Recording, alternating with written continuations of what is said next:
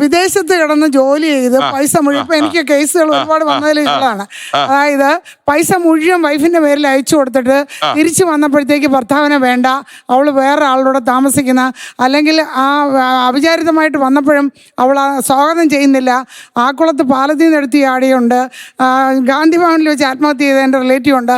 അങ്ങനെ ഒരുപാട് പേരെ അങ്ങനെയുണ്ട്. ആ പെണ്ണുങ്ങൾ അപ്പോൾ ദുരുപയോഗം ചെയ്യില്ല, കിട്ടുന്ന ആ സ്നേഹത്തോടെ അയച്ചു കൊടുക്കുന്ന ആ പൈസ അല്ല. അതൊന്ന്. രണ്ടാമത് ഏറ്റവും വലിയ പ്രവണത ഇന്ന് കണ്ടുവരുന്നത്, വാർദ്ധക്യത്തിൽ ഒരു സ്ത്രീക്കും ഭർത്താവിനെ നോക്കാൻ മെജോറിറ്റി സ്ത്രീയും താല്പര്യം കാണിക്കുന്നില്ല. കാര്യം എന്ന് വെച്ചാൽ അവർക്ക് കിട്ടുന്ന പൈസ മെയിൻ്റനൻസിന് ഫയൽ ചെയ്താൽ മെയിൻ്റനൻസ് ഇപ്പോൾ കോടതി കുറച്ച് മാറിയിട്ടുണ്ട്, നോക്കുന്നുണ്ട്. എന്തുകൊണ്ടാണ്? ഭാര്യയ്ക്ക് വരുമാനം ഉണ്ടോ? താല്പര്യമില്ലാത്തതെന്ന് വെച്ചാൽ അവർക്ക് സുഖമായിട്ട് നടക്കാനായിട്ട് പൈസ മെയിൻ്റനൻസ്. അതായത് കല്യാണം വേണ്ട നമ്മൾ അന്യൂസ് പറയുന്നു.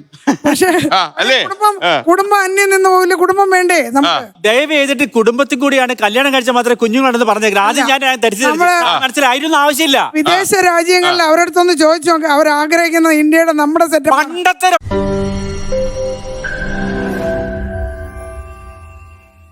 ലോകത്തെവിടെയായാലും ഏത് സമയത്തും 24 വാർത്തകളും ഓഗ്മെന്റഡ് റിയാലിറ്റി പാക്കേജുകളും എക്സ്പ്ലെയിനറുകളും വിശദമായി കാണാൻ ഞങ്ങളുടെ യൂട്യൂബ് ചാനൽ നിങ്ങൾക്ക് സബ്സ്ക്രൈബ് ചെയ്യാം.